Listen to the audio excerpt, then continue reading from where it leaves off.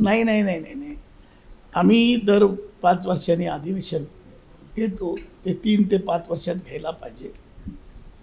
हे अधिवेशन गणपतरावांच्या कार्यक्षेत्रात घ्यायचा निर्णय 1-2 वर्षापूर्वीच झाला आणि त्याच्यामुळे पंढरपूरमध्ये गणपतराव देशमुख या नगरीमध्ये आम्ही हे अधिवेशन घेतो आहे. या अधिवेशनामध्ये माननीय या देशाचे नेते शरद पवार हे प्रमुख पाहुणे असतील. दीपांकर भट्टाचार्य हे मुद्दाम बिहारवरून या ठिकाणी येतील. आमचे बंधू पक्षाचे नेते या ठिकाणी येतात. आमची पद्धत आहे. हे अधिवेशन 1 तारखेपासून मध्यवर्तीची बैठक होऊन सुरू होईल आणि 3 तारखेला ते 2 वाजता त्याची सांगता होईल. त्याच्यामध्ये राजकीय ठराव असतो, त्याचे विश्लेषण येतं. अनेक सांप्रतच्या राजकीय आणि सामाजिक परिस्थितीचे त्या ठिकाणी ठराव येतील आणि किमान 4 ते 5 हजार कार्यकर्ते या ठिकाणून महाराष्ट्रातून येतील अशी अपेक्षा आहे. मला वाटतं आमच्या सोलापूर युनिटपैकी सांगोला तालुक्यातल्या लोकांनी याची सगळी जबाबदारी घेतलेली आहे आणि एक चांगलं भव्य दिव्य पंढरपूरला 67 साली एक अधिवेशन झालं होतं. मी लहान होतो 10 वर्षाचा, तेव्हा मी आलो होतो. परंतु त्यानंतर पुन्हा अधिवेशन दुसऱ्यांदा पंढरपूरला होतं आहे आणि त्यामुळे वेगळं आकर्षण कार्यकर्त्यांमध्ये आहे. आगामी विधानसभेची निवडणूक पण आहे, पण या ठिकाणी महाआघाडीच्या माध्यमातून आम्ही निवडणूक लढवणार आहोत.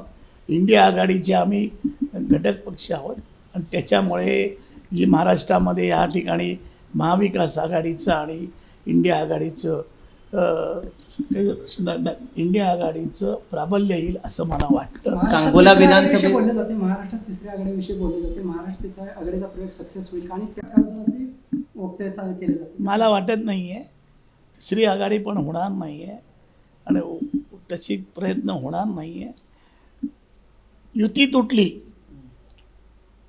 जी महायुती होती भाजपच्या नेतृत्वाखाली आज आहे ती तिच्यामध्ये फाटाफूट झाली तर तिसरी आघाडी होईल आणि मला वाटतं अजून बराच कालावधी जाईल. मी त्याच्यावर भाष्य करणार नाही, कारण तिकीट वाटप हा मोठा प्रश्न या ठिकाणी आहे आणि प्रत्येकाचे आकडे बघितलं तर 400 जागा पाहिजे आघाडीला प्रत्येक, तर ते शक्य होईल असं वाटत नाही. पण मी त्याच्यावर कॉमेंट्स जास्त करणार नाही आहे. अधिवेशनात सांगोला विधानसभेची उमेदवारी नाही पवार साहेबांच्या आग्रहाखातर मी उभा राहिलो आणि त्यांनी एकदम चांगल्या प्रकारे जी मतं मिळाली ती पवारसाहेबांचीच मिळाली. या ठिकाणी माझ्या 2 सहकारी जे आहेत की ज्यांनी मला मतं दिलेली आहेत ती, याच्यामध्ये एकच गण शरद पवार साहेबांनीच काम, असं तुम्ही का बोलता मला कळत नाही. पवारसाहेबांमुळे ज्याने पवारसाहेबांनी एकदम जीव तोडून याच्या ठिकाणी काम केलं.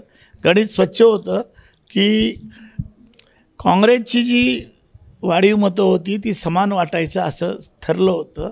शेवटच्या दिवशी त्याच्यामध्ये बदल झाला, पण सेकंड प्रेफरन्स जो मला पण फर्स्ट प्रेफरन्स मिळाला पाहिजे होता तो माझ्या पारंपरिक असलेल्या बंधू पक्षांनी सुद्धा 2-3 लोकांनी दिला नाही.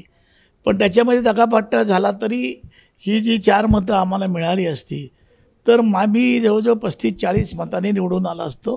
कारण सेकंड प्रेफरन्स मला काँग्रेसचा मिळाला, शिवसेनेचा मिळाला आणि बऱ्याच लोकांनी मला इतर पक्षाच्या सेकंड प्रेफरन्स दिला होता आणि मी प्रत्येक वेळा त्या पद्धतीनं निवडून आलो होतो. यावेळेला थोडी गाफील राहिलो आणि मला पहिल्यांदा मी 4 निवडणुका लढवल्या, त्याच्यामध्ये एक संघ एका पक्षानं मला सह्या दिलेली पहिली वेळ आहे. पवारसाहेबांनी मला ज्या 10 सह्या देऊन माझा फॉर्म व्हॅलिड केला तो मी कदापि विसरणार नाही.